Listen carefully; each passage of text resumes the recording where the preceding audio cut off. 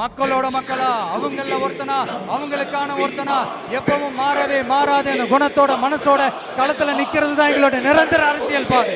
இப்படின்றதுக்குள்ள வந்துடும் 2026 election commission அப்படி ஒரு போருக்கான ஒரு நாளை குறிக்கும்ல.